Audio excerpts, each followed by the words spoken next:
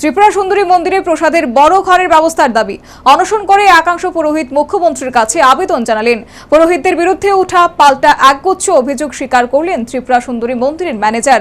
শুধু স্বীকারোক্তি নয়, একেবারে এই সমস্ত অভিযোগের ক্ষেত্রে সত্যতার শিলমোহর দিলেন সংশ্লিষ্ট ম্যানেজার। আপামর জনসাধারণের শ্রদ্ধা ভক্তির অন্যতম স্থান উদয়পুরের মাতাবাড়িস্থিত ত্রিপুরা সুন্দরী মন্দির। পৌরাণিক মতে সতীর 51 পীঠের অন্যতম। রাজ্য এবং দেশবাসীর তীর্থস্থানের পাশাপাশি পর্যটন কেন্দ্র হিসেবে বিশ্বব্যাপী ত্রিপুরা সুন্দরী মন্দিরের প্রচার প্রসার ব্যাপক। এর মধ্যে প্রসাদ প্রকল্পের মাধ্যমে ত্রিপুরা সুন্দরী মন্দিরকে নতুন আদলে অত্যাধুনিক রূপ দেওয়ার কাজ চলছে, যদিও নির্মাণ কাজ প্রায় সম্পূর্ণ। নতুন করে তা উদ্বোধনের প্রস্তুতি ও অপেক্ষা চলছে। এই অবস্থায় ত্রিপুরা সুন্দরী মন্দিরের বর্তমান প্রসাদের ঘর নিয়ে মন্দির পরিচালন কর্তৃপক্ষ এবং একাংশ পুরোহিতদের মধ্যে দ্বৈরথ সৃষ্টি হলো। কার্যত শুক্রবার চালু করা হয়েছে নবনির্মিত প্রসাদ ঘর। এর মধ্যে প্রসাদের ঘরটি ছোট হওয়ার কারণে মন্দিরের একাংশ পুরোহিত এদিন প্রসাদ গ্রহণ করলেন না, প্রসাদ না নিয়ে ফিরে গেলেন এবং এই প্রসাদের ঘর বড় করে নির্মাণ করে দেওয়ার দাবিতে মুখ্যমন্ত্রীর কাছে চিঠি দিলেন। বর্তমানে যে ঘর রয়েছে এক্ষেত্রে বসে প্রসাদ খাওয়ার অবস্থা নেই বলে জানালেন সংশ্লিষ্ট পুরোহিত।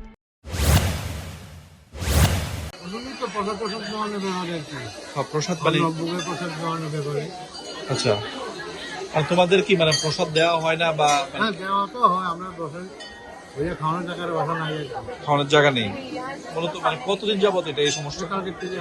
কালকে থেকে কি কারণে কালকে হঠাৎ করে এই সমস্যা? ঘর ছোট। হ্যাঁ, ঘর ছোট। ঘর ছোট। এই ঘর ছোট, এই বিষয়টা কি আপনারা মন্দির কর্তৃপক্ষকে জানিয়েছিলেন?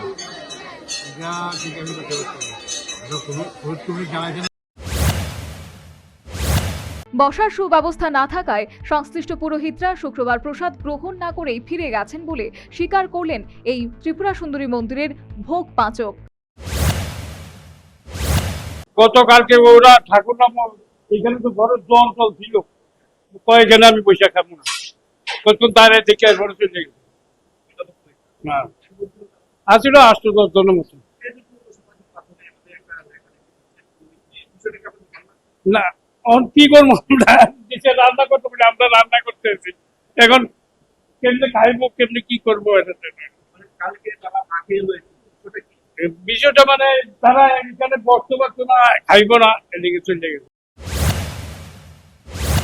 সংশ্লিষ্ট পুরোহিতরা এই ব্যাপারে আগে মন্দির পরিচালন কর্তৃপক্ষকে কোনো কিছু জানায়নি বলে জানালেন মন্দিরের ম্যানেজার।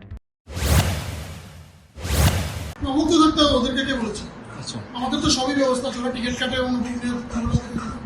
কালকেও টিকিট কেটেছে, তারপর কালকে ভোগের ঘর নতুন শিফট হয়েছে। গতকালে প্রসাদ ছিল? হ্যাঁ, প্রসাদ ছিল। তাহলে সমস্যাটা কি? সমস্যাটা ওদের ডিমান্ড, ওদেরকে বড় করে ঘর তুলে দিতে হবে। আচ্ছা, কালকে ডেপুটেশনে কি লেখা ছিল তাদের? এটাই, ওদেরকে বড় করে ঘর দিতে হবে। আপনাদের কি যখন সমস্যা হচ্ছিল তখন কি জানিয়েছিল ওরা? না, আগে কিছু জানায়নি, কালকে তো নতুনই শিফট।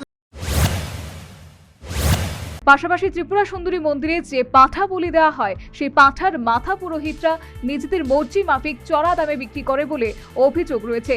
এছাড়া ভক্ত সাধারণের মানত করে ছাড়া পাঁঠা পুরোহিতরা নিজেদের অধিকারে নিয়ে বেঁধে রাখে, সেই সব পাঁঠা অনৈতিকভাবে বিক্রি করেন বলে সংশ্লিষ্ট পুরোহিতদের বিরুদ্ধে অভিযোগ রয়েছে। এমন কথাটা কিন্তু স্বীকার করলেন ত্রিপুরা সুন্দরী মন্দিরের জনৈক কর্মী। 1000 টাকা জোড়া বেছে, 800 টাকা জোড়া বেছে। টোলার আছে, যারা যাত্রী তারা কিনে। কত টাকা হাইয়েস্ট সর্বোচ্চ রেট কত? এটি সাইজের উপরে নির্ভর, আমি কি দেখো।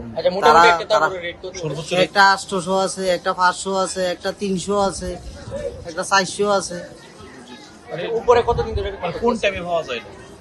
এটা বলির পরে আর কি, এখন তো উপরে পাওয়া যায়, ওই তো বলি ঘরের ভিতরে আর কি এখন পাওয়া যায়। আচ্ছা দাদা, ওই দুইটা পাটাতে পুরোহিতদের বিরুদ্ধে ওঠা এই সমস্ত অভিযোগ কিন্তু স্বীকার করলেন সংশ্লিষ্ট ম্যানেজার। শুধু স্বীকারোক্তি নয়, এই ধরনের অভিযোগে তিনি সত্যতার মোহর দিলেন। মাথাবাড়ি উপরে পাঠার মাথা বিক্রি হচ্ছে চড়া দামে 1200-1500 টাকা একটা সিঙ্গেল মাথা।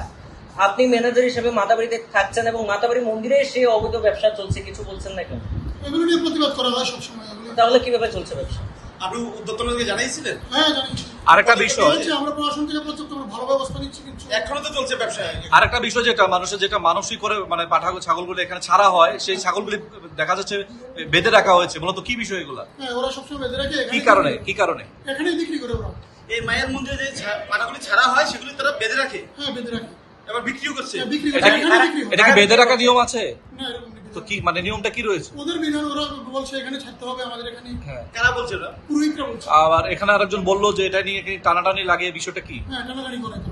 কারা কারা মূলত? পুরোহিতরা টানাটানি করে, পুরোহিতরাও তো ওদের টোলো আছে। তাহলে মায়ের টোলোকে উদ্দেশ্যে নির্দেশ দেয়। আপনি ম্যানেজার হিসেবে তাদেরকে বলেছিলেন? হ্যাঁ, বহুবার বলেছি। আপনারা কোনো পদক্ষেপ নিচ্ছেন না? হ্যাঁ, পদক্ষেপ নেওয়া হচ্ছে। 2018 সালে বিপ্লব কুমার দেব মুখ্যমন্ত্রী হওয়ার পর মাতাবাড়ি ট্রাস্ট তৈরি করা হয়েছিল। এর চেয়ারম্যান ছিলেন স্বয়ং বিপ্লব কুমার দেব। বর্তমানেও চেয়ারম্যান পরিবর্তিত ট্রাস্ট রয়েছে, কিন্তু ট্রাস্টের জন্মলগ্ন থেকেই তা ততটা সক্রিয় সচল নয় বলে স্থানীয় সূত্রে খবর। জানে ভক্ত সাধারণের মধ্যে অভাব অভিযোগ রয়েছে। সে যাই হোক, প্রসাদ গ্রহণের ঘর ছোট হওয়ায় ত্রিপুরা সুন্দরী মন্দিরের একাংশ পুরোহিত বিরাগ ভাজন শুক্রবার প্রসাদ গ্রহণ না করে অভুক্ত থেকে প্রসাদ গ্রহণের ঘর বড় করে দেওয়ার দাবিতে মুখ্যমন্ত্রীর কাছে চিঠি দেওয়া হলো।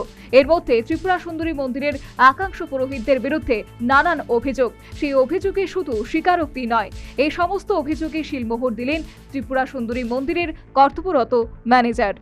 Bureau report, news vanguard.